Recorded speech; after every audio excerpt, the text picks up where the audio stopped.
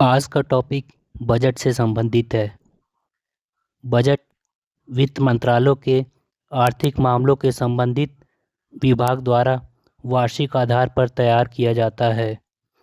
वित्तीय वर्ष की बात करें तो यह अप्रैल से शुरू होता है और मार्च में समाप्त होता है। आसान शब्दों में कहें तो बजट सरकार की आय और व्यय का लेखा होने के साथ साथ सरकार द्वारा किए जाने वाले विकास कार्यों के लिए एक रोड मैप होता है। इसी बजट में यह बताया जाता है कि सरकार किस मिनिस्ट्री को कितना रुपए दे रही है। साल 2000 तक शाम 5 बजे ही बजट पेश किया जाता था, लेकिन वित्त मंत्री यशवंत सिन्हा ने 2001 में बजट पेश करने के समय में बदलाव कर इसे सुबह 11 बजे कर दिया। उस समय में हर बार सुबह 11 बजे ही बजट पेश किया जाता है। शाम 5 बजे बजट पेश करने की परंपरा की शुरुआत सर बेसिल ब्लैंकेट द्वारा साल 1924 में शुरू की गई थी। भारत के भविष्य को बदलने वाला बजट आपके आमदनी और खर्च के संतुलन का लेखा जोखा होता है। साल का पूरा बजट 53.47 हजार लाख करोड़ कुल खर्च। स्वास्थ्य पर पहली बार सरकार खर्च करेगी 1 लाख करोड़ रुपए। नंबर 1, भारत का रक्षा बजट 7.84 हजार करोड़ रुपए प्रस्तुत किया गया। नंबर 2, यातायात, हाईवे और रेलवे पर इन सबको मिला के 5,98,000 करोड़ का बजट प्रस्तुत किया गया। नंबर 3, ग्रामीण विकास, इस पर सरकार ने 2,73,000 करोड़ रुपए का बजट प्रस्तुत किया। नंबर 4, शिक्षा पर सरकार 1,39,000 करोड़ से ज़्यादा का खर्च करेगी। नंबर 5, इस साल सरकार सब्सिडी पर 4,55,000 करोड़ खर्च करेगी। यह एक लॉन्ग टर्म यानी दूरगामी बजट है। इस बजट में आपको अपने या परिवार के बारे में नहीं बल्कि देश के बारे में सोचना है।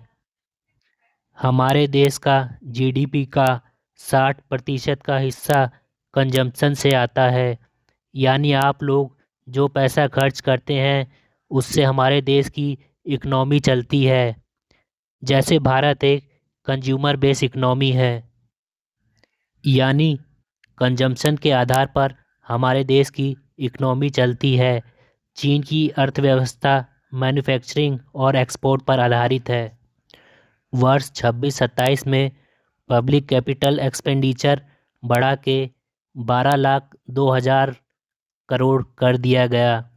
वहीं वर्ष 2022-23 में पब्लिक कैपिटल एक्सपेंडिचर 7,04,000 करोड़ था। जैसे ही आपकी आमदनी बढ़ती है तो आप उस पैसे को खर्च करते हैं। जब खर्च करते हैं तो इससे उस देश की अर्थव्यवस्था को बल मिलता है। इस बार सरकार ने कोई ऐसा फैसला नहीं लिया जिससे आपका पैसा बच सके या आपकी आमदनी बढ़े या आपको कोई टैक्स में बचत मिले। लेकिन पिछले साल सरकार ने दिवाली से पहले जीएसटी में बहुत बड़ी राहत दी थी, जिससे लोगों को बहुत सारा सामान सस्ते में मिला। बहुत सी चीज़ों के दाम घट गए। इससे लोगों ने ज़बरदस्त खर्चा किया बाज़ार में। उससे पहले वाले साल में सरकार ने 12 लाख रुपए इनकम टैक्स में छूट दी थी।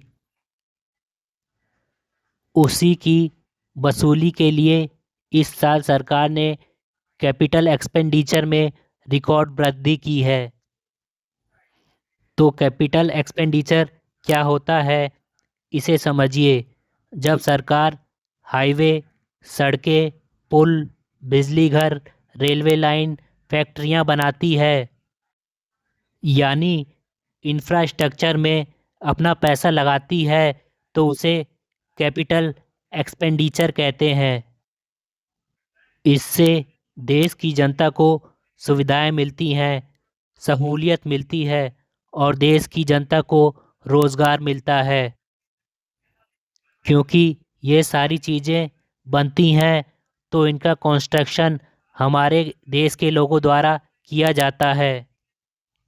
इससे देश में कारोबार बढ़ता है और अर्थव्यवस्था मजबूत होती है और इसका फायदा जनता को मिलता है।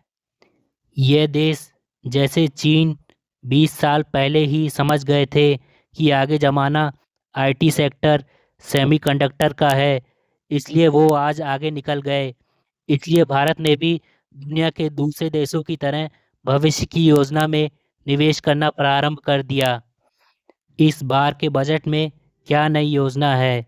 नंबर 1, सेमीकंडक्टर चिप्स के कंपोनेंट भारत में बनाने और पूरे R&D को बढ़ावा देने के लिए इंडिया सेमीकंडक्टर मिशन 2.0 की शुरुआत करेगा।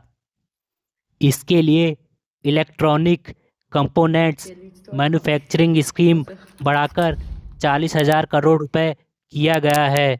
जो आप समझ लीजिए कि सेमीकंडक्टर को लेकर भारत बहुत बड़ा क्रांतिकारी कदम उठाने वाला है। 4,000 करोड़ रुपए भारत सरकार लगाएगी। सारे रिसर्च मैन्युफैक्चरिंग डेवलपमेंट भारत में ही होंगे और आगे चलकर सेमीकंडक्टर के क्षेत्र में हम महाशक्ति बनना चाहते हैं। Number 2, rare earth corridor. Rare earth minerals America और चीन ने रेयर अर्थ मिनरल्स की अहमियत को पहले ही समझ लिया था। भविष्य में वही देश आगे बढ़ेंगे जिनके पास रेयर अर्थ मिनरल्स की मजबूत सप्लाई अधिक होगी। इसलिए भारत सरकार के 4 राज्य Kerala, Odisha, Andhra Pradesh, Tamil Nadu rare earth corridor बनाएंगे। भारत में रेयर अर्थ मिनरल्स मौजूद तो हैं, क्योंकि रेयर अर्थ मिनरल के मामले में भारत चीन और ब्राज़ील के बाद पूरी दुनिया में तीसरे नंबर पर है। लेकिन इन रेयर अर्थ मिनरल्स को प्रोसेस करने की क्षमता और उसकी टेक्नोलॉजी हमारे पास बहुत ही सीमित रही है। इसलिए हमारे पास से मिनरल तो हैं, लेकिन हम इनका फ़ायदा नहीं उठा पा रहे। अब हम इनका फ़ायदा उठाएंगे। नंबर 3, न्यूक्लियर पावर से बिजली का उत्पादन। इस बार भारत सरकार बिजली के लिए न्यूक्लियर पावर पर पहले से ज़्यादा जोर दे रही है। इसलिए न्यूक्लियर पावर पर आयात होने वाले तमाम कंपोनेंट्स पर कस्टम ड्यूटी में छूट को 2035 तक बढ़ा दिया गया है। ये छूट अब सभी न्यूक्लियर प्लांट पर लागू होगी, चाहे उनकी क्षमता कितनी भी हो। इस समय देश के कुल बिजली उत्पादन में न्यूक्लियर पावर का हिस्सा लगभग 3% के आसपास है और इससे भारत में न्यूक्लियर पावर प्लांट से 8.78 गीगावाट बिजली का उत्पादन हो रहा है। सरकार चाहती है इसे 2031-32 तक 22.38 गीगावाट और फिर 2047 तक 100 गीगावाट तक बढ़ाया जाए। इसलिए अब न्यूक्लियर पावर को लेकर बहुत ज़्यादा जोर दिया जाएगा, क्योंकि किसी भी देश को चलाने के लिए ईंधन चाहिए और वो कहाँ से आएगा? अब वह ईंधन न्यूक्लियर पावर प्लांट से आएगा। अब देश में पहले से ज़्यादा न्यूक्लियर पावर प्लांट बनेंगे।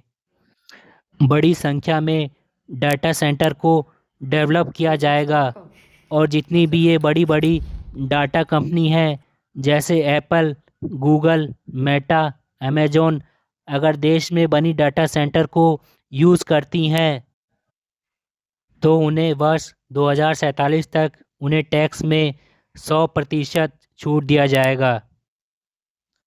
भारत को ग्लोबल टेक हब और डिजिटल इंफ्रास्ट्रक्चर का अहम केंद्र बनाने के क्षेत्र में बहुत बड़ा कदम माना जा रहा है। अब सरकार ऑरेंज इकोनॉमी में वर्ष 2030 तक 20 लाख नई नौकरियां पैदा करने वाली है। इन 20 लाख नौकरियों के लिए 20 लाख स्किल्ड और ट्रेंड प्रोफेशनल की ज़रूरत होगी। ऑरेंज इकनॉमी में क्या आता है? इसमें आर्ट, क्रिएटिविटी, एंटरटेनमेंट, एनिमेशन और डिज़ाइन के ज़रिए क्रिएटिव कंटेंट के लिए एक सुनहरा मौका होता है। जो डिज़ाइनर्स हैं, आर्टिस्ट हैं और जो क्रिएटिव एक्टिविटी में आते हैं, उन्हें ऑरेंज इकनॉमी में रखा जाता है।